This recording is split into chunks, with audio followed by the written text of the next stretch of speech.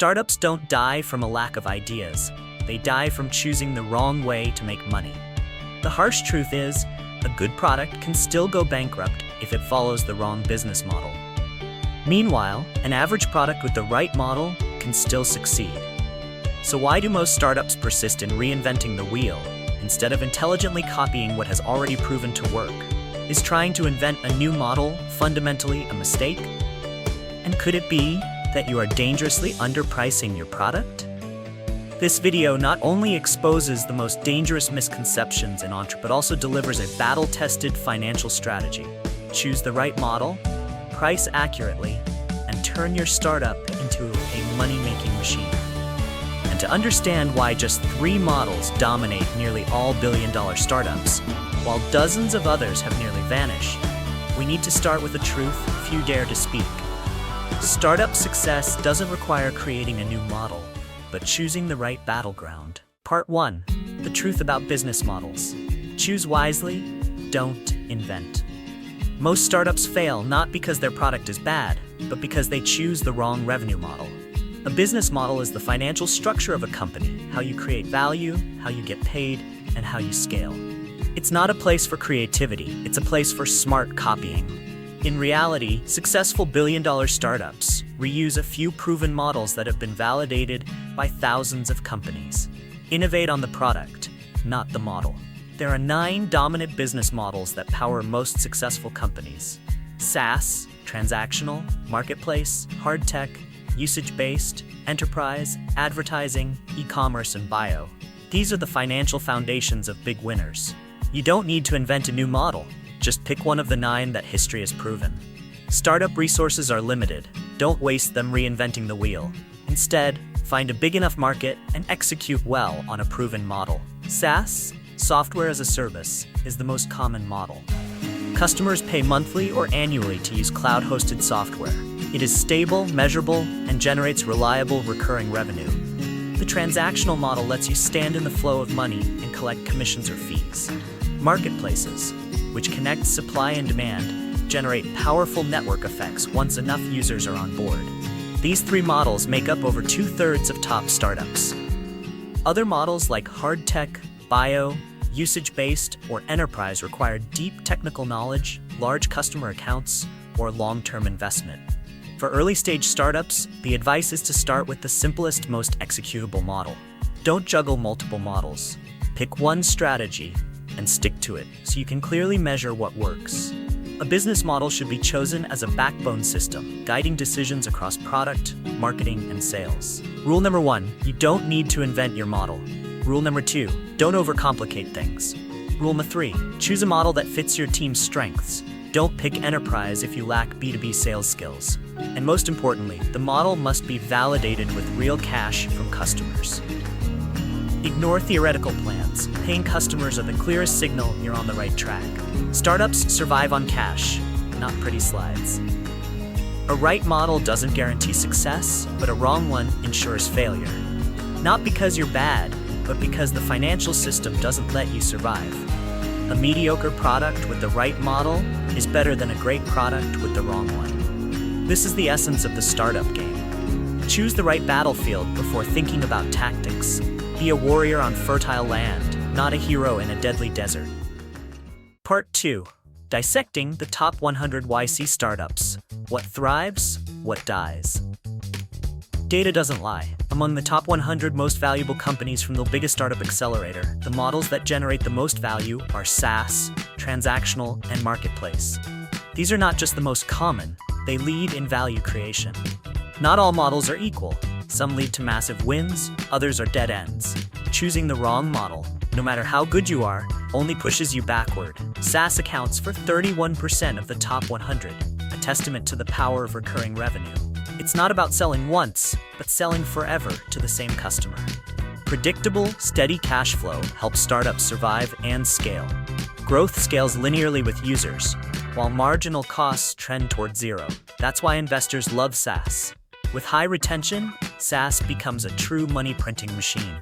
The transactional model accounts for 22%. Its strength is being close to the money. You process transactions, collect fees directly. You don't sell a product, you operate the infrastructure where money flows and take a cut. Stripe, Brex, Coinbase are proof. When you're in the money flow, you're at the center of value. Close to money is close to power. More importantly, customers stick around. You are their financial foundation. Marketplace, though only 14% by count, generates 30% of the total value. The strength lies in network effects. More users, more value, more users. The tipping point comes when supply and demand both exist. Early stages are brutal. The chicken and egg problem kills many. But once past, marketplaces dominate like giants. Advertising seems appealing, but only 3% of successful startups rely on it. Why? To succeed with ads, you need massive user scale. Google and Facebook manage it because they are super platforms. For startups, reaching that scale is near impossible. Advertising is high risk, low margin, unless you catch lightning in a bottle. If you're not the center of the internet, avoid this model.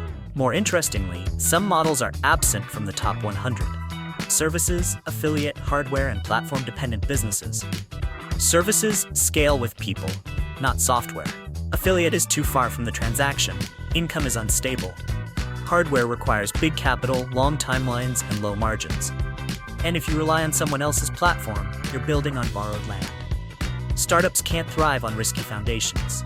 The data from the top 100 teaches one simple lesson. Picking your model is not a gamble. It's a life or death decision. If unsure, start with one of the 3 winning models.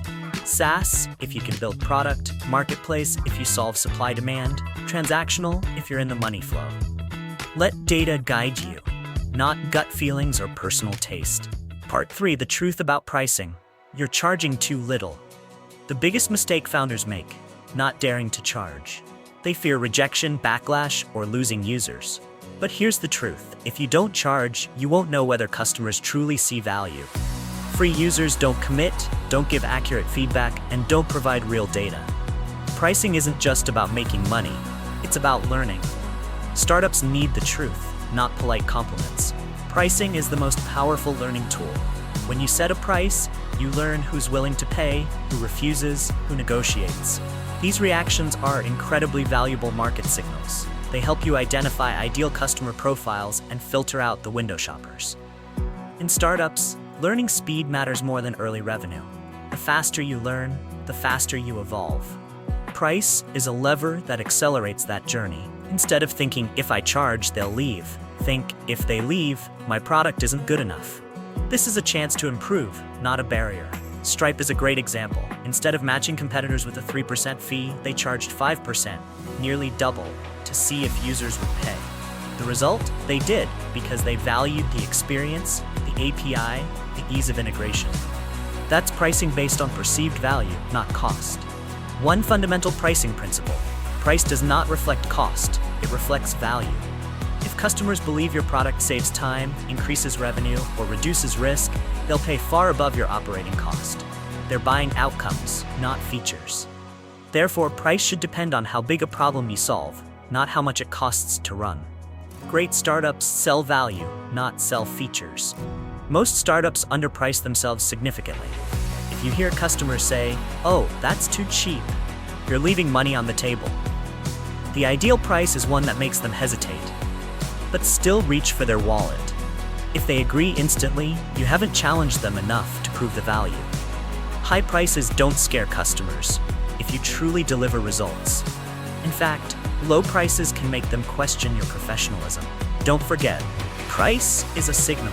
In a world of limited information, customers assess product quality through your price tag. High price, trusted product. Low price, questionable value. When 2 products are similar, people choose the more expensive one because they believe it's better. So raising price not only increases revenue, it strengthens brand positioning.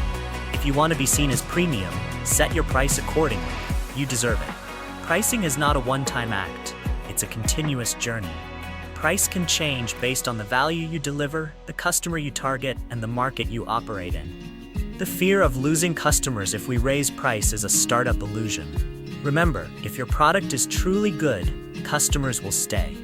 If they don't, ask, what more value do I need to offer to justify this price?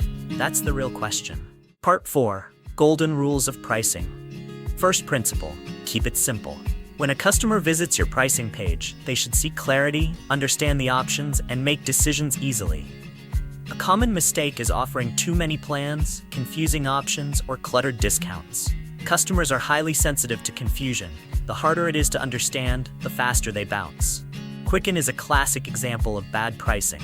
Too many numbers and buttons paralyze buyers. In contrast, GitLab is the perfect example of simplicity and effectiveness. Just 3 clear plans, each with standout values and easy-to-understand differences. They don't distract customers, they guide them toward specific actions. Good pricing isn't just about the right numbers, it's about designing the purchase experience.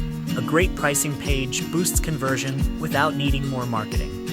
Simplification is optimization. Second principle.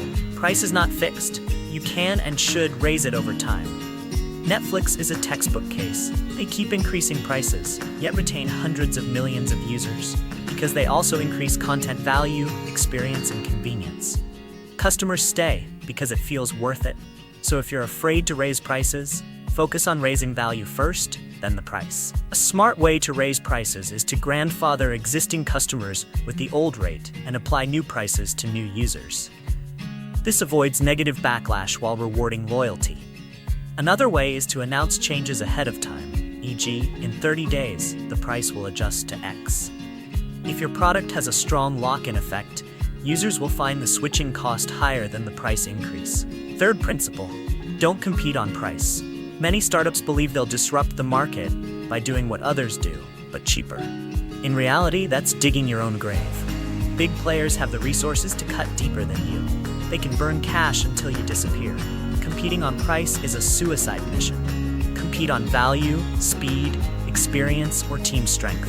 Low price is never a sustainable edge. Final principle, price is the fastest lever for growth. Want to double your revenue? Easier than you think. Instead of doubling customers, just double your price.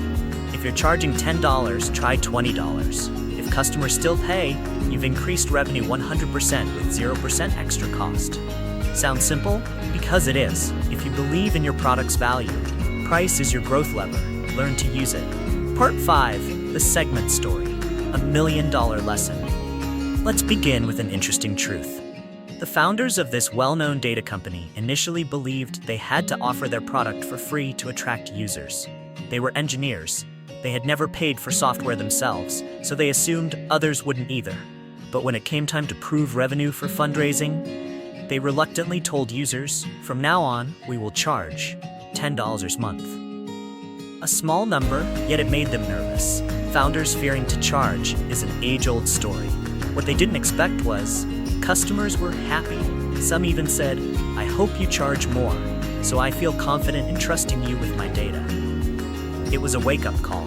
Low prices made customers doubt their professionalism. Sometimes low prices don't attract, they reduce trust. Startups need to be seen as serious, reliable partners, and that perception begins with the price you set.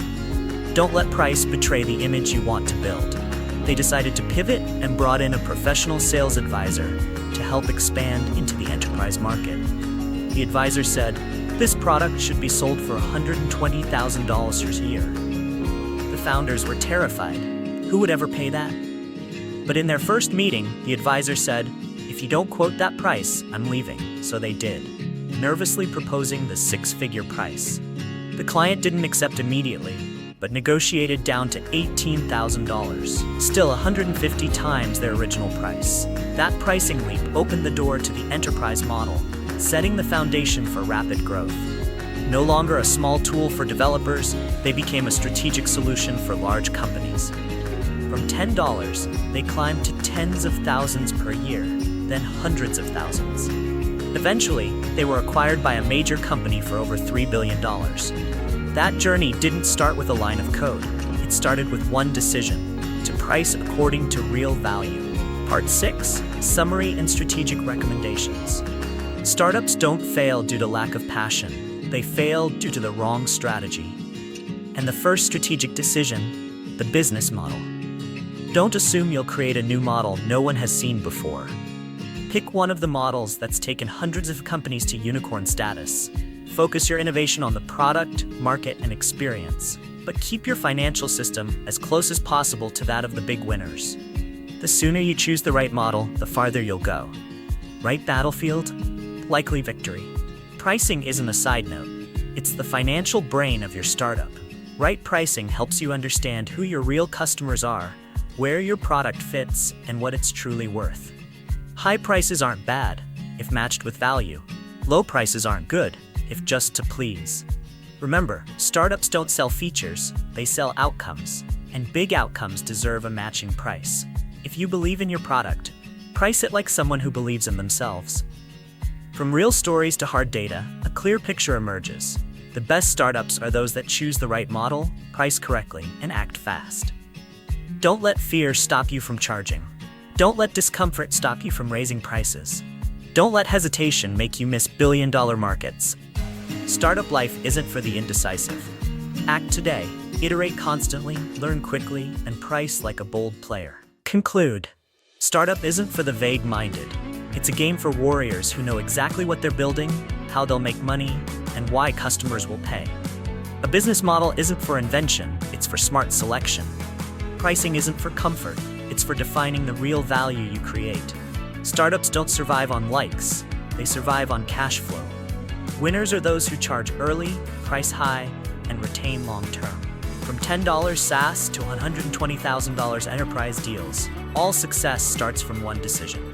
Get it right from the start, and never compromise. Thank you for watching the whole video.